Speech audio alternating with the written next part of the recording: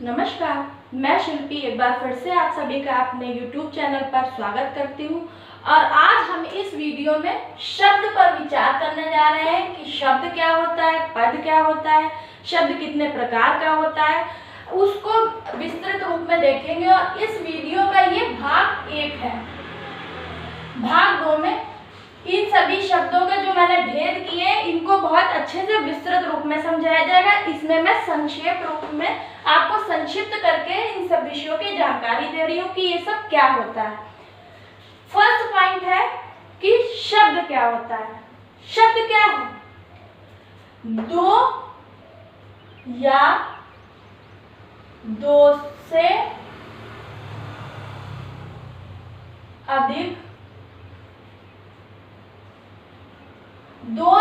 से अधिक सार्थक वर्णों के मेल को शब्द कहते हैं। शब्द क्या होता है? दो या दो से अधिक सार्थक वर्ण जब मिलते हैं तो वो क्या होता है? हमारा शब्द। जैसे कि कमल, कमल, ये क्या हमारा हो गया? एक शब्द हो गया। क्यों? क्योंकि इसमें सार्थक वर्ण मिल रहे हैं, इसलिए ये हमारा शब्द हो गया। अगर हम लोग इसको ऐसे लिख देते हैं तो क्या ये शब्द होगा? नहीं, क्योंकि ये सार्थक वर्णों का समूह नहीं है, इसलिए ये शब्द नहीं हो सकता। ये निरर्थक वर्ण है। निरर्थक वर्णों का समूह कभी भी शब्द नहीं हो सकता। शब्द होगा सार्थक वर्णों के समूह को ही हम लोग शब्द कहेंगे, जैसे कि कमल। अब दूसरा आपका है कि पद किसे कहते हैं। जैसे कि जब, एक बार समझ लीजिए कि पद किसे कहते हैं। जब एक हमने वाक्य बनाया, उस वाक्य में जितने भी शब्द आए हैं वो एक लिंग, कारक, वचन आदि में बंध गए, वो स्वतंत्र नहीं रह गए, वो एक व्याकरणिक रूप से बंध गए, इसलिए उनको पद कहेंगे। जैसे कि राम घर जाता है। अब यहाँ ये क्या है? ये शब्द है और ये इस वाक्य में व्याकरणिक रूप से मिल गए। इसमें कारक, वचन, लिंग आदि सब मिल गया है, इसलिए ये अब क्या हो गए? ये स्वतंत्र नहीं रह गए, इसलिए ये पद हो जाएंगे। ये चारों क्या हो गए? क्योंकि वाक्य से बंधे हुए इसलिए इनको पद कहेंगे। और अगर यहाँ अलग कहीं पे लिख देते हैं या राम लिख दिया, ये क्या होंगे? ये शब्द हो जाएंगे। और वाक्य में जब मिल जाएंगे, स्वतंत्र नहीं रह जाएंगे, तब ये क्या हो जाएंगे? तब ये हो जाएंगे पद।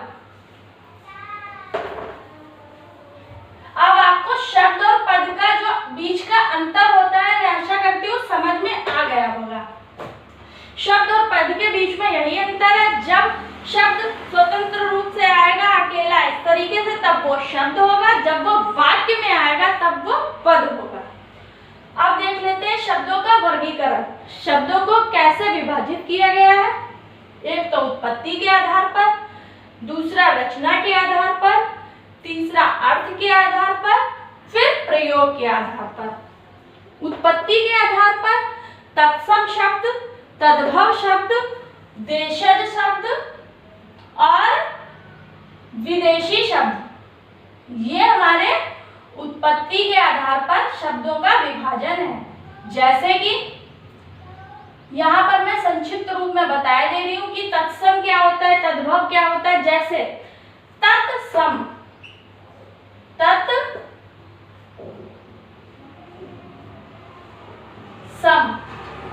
तत्सम दो शब्दों से मिलकर ये बना है तत्सम, अर्थात उससे, उसके समान। किसके समान? संस्कृत शब्दों के समान। तत्सम की यही परिभाषा भी, यहीं से हम लोग तत्सम समझ लेते हैं कि तत्सम क्या होते हैं। जो संस्कृत भाषा के शब्दों के समान है वही है तत्सम शब्द। जो संस्कृत भाषा से ज्यों के त्यों ले लिए गए वो है हमारे तत्सम शब्द। जैसे कि दुग्ध,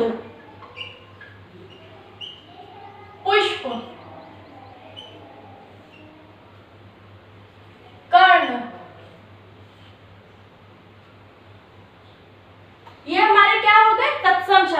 क्योंकि ये संस्कृत भाषा के शब्द हैं और ये ज्यों के त्यों ले लिए गए, इसलिए ये तत्सम शब्द हो गए। अब तद्भव क्या होता है ये देख लीजिए। तद्भव, इसकी उत्पत्ति देख लीजिए कैसे हुई है। तद्भव अर्थात उससे या किससे, संस्कृत भाषा से। संस्कृत भाषा से, भव माने उत्पन्न होना, उत्पन्न होना, ये भी हमारे संस्कृत भाषा से ही उत्पन्न हुए हैं, लेकिन ये हिंदी भाषा में कुछ अलग रूप में आ गए हैं। संस्कृत भाषा से ज्यों के त्यों नहीं आए हैं, उसको थोड़ा सा अलग रूप दे दिया गया। संस्कृत भाषा से ही आए लेकिन उनको हिंदी में अलग रूप प्रदान कर दिया गया है, वो होते हैं हमारे तद्भव। जैसे कि दुग्ध का क्या हो जाता है, दूध। पुष्प का क्या हो जाता है, फूल। ये हमारे हो गए तद्भव शब्द। तद्भव हो गए, तत्सम हो गए विदेशी।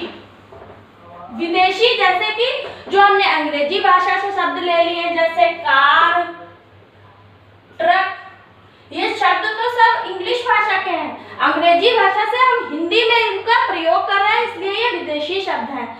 अरबी भाषा के भी शब्द हमारे भाषा में लिए गए हैं, कई हम लोग रोजमर्रा में प्रयोग करते हैं। फारसी, अरबी, ये सब क्या है, विदेशी शब्द हैं जिनका हम लोग हिंदी भाषा में प्रयोग करते हैं। मिश्रित, मिश्रित शब्द वो होते हैं जैसे हमने अंग्रेजी और हिंदी भाषा को मिश्रित करके कोई शब्द बना लिया, जैसे रेल गाड़ी। रेलगाड़ी, रेल, अब रेल हमारा क्या है, इंग्लिश वर्ड है। रेल गाड़ी हमारा हिंदी शब्द है।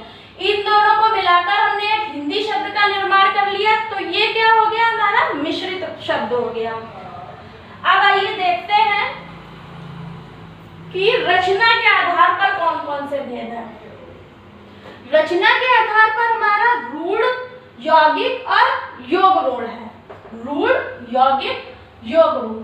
रूढ़ वो शब्द है जैसे कि हम लोग जो रोज बोलते हैं, वो कोई एक ही शब्द किसी से मिलकर नहीं बना। जैसे जो साधारण शब्द है, पानी, लोटा, जो हम लोग रोज की भाषा में इस्तेमाल करते हैं, ये हमारे क्या रूढ़ शब्द हैं। यौगिक होते हैं, दो शब्दों से मिलकर बनते हैं, जैसे कि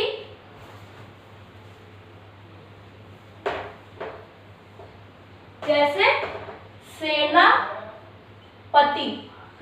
अब ये दो शब्दों से मिलकर बना है, सेना और पति, इसलिए ये हो जाएगा हमारा यौगिक शब्द। योग रूढ़ शब्द वे होते हैं जो हमने, जैसे लंबोदर,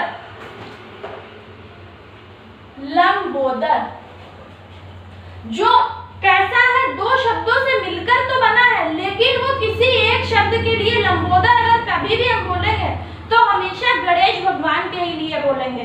वो क्या हो गया, योग रूढ़ हो गया, वो उस अपने अर्थ में रूढ़ हो गया है, इसलिए ये होगा हमारा योग रूढ़। अब होता है अर्थ के आधार पर एकार्थी शब्द, अनेकार्थी शब्द, पर्यायवाची शब्द, विलोम शब्द। एकार्थी शब्द अर्थात जिनका एक ही अर्थ होता है, जैसे कि मित्र, रोटी, लोटा आदि। और अनेकार्थी शब्द कौन से होते हैं, जैसे कि एक शब्द मैं आपको बता देती हूँ यहाँ पर, सोना, जिनके अनेक अर्थ होते हैं। सोना का क्या, एक सोना धातु भी होती है और एक जो हम लोग सोते हैं वो क्रिया है। सोना क्रिया भी हो गई, तो इसका क्या, दो अर्थ यहाँ पर आ रहा है, इसलिए ये अनेकार्थी हो गया। पर्यायवाची, जैसे कि पर्यायवाची शब्द जैसे धरती, धरती को हम लोग क्या, धरा, भूमि, भू, ये सब क्या धरती के पर्यायवाची मतलब समानार्थी शब्द होते हैं, वो होते हैं हमारे पर्यायवाची। विलोम, जैसे कि जैसे रात का दिन, ऊंचा का नीचा, ये सब क्या हो जाते हैं, विलोम मतलब उल्टा अर्थ बिल्कुल उसका प्रकट कर रहे हैं, विलोम है। रात का दिन क्या हो गया, उसका विलोम हो गया।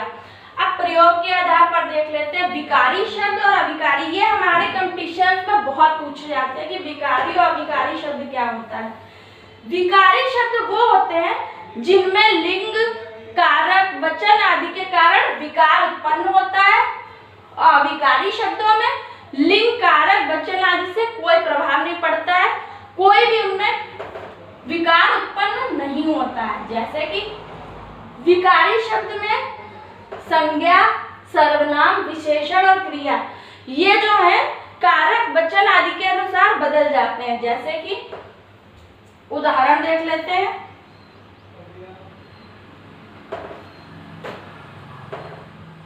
मोटा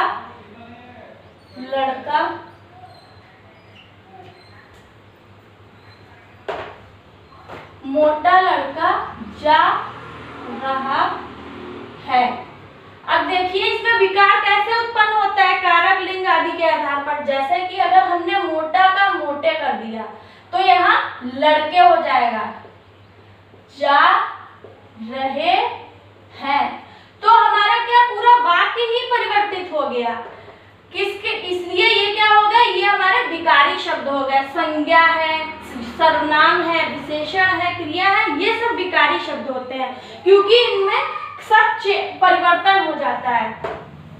और अविकारी शब्द होते हैं जिनमें परिवर्तन नहीं होता है। जैसे कि युवक तेज चलता है, युवक तेज चलता है, युवक तेज चलता है। तेज यहाँ पर क्या हो गया, विशेषण हो गया, क्रिया का विशेषण है तेज। और इसको किसी, अगर आप युवक तेज चलते हैं कर देंगे तब भी इसमें कोई परिवर्तन नहीं होगा, इसलिए ये क्या हो जाएगा हमारा अविकारी शब्द। जैसे कि ये क्रिया का विशेषण है और उसमें कोई परिवर्तन नहीं हो रहा। ऐसे ही संबंध बोधक एक देख लेते हैं कि संबंध बोधक कैसे होता है, कि अविकारी शब्द है। इसमें जैसे वह रात भर जाग रहा था, यहाँ भर हमारा अविकारी शब्द हो गया, संबंध बोधक है।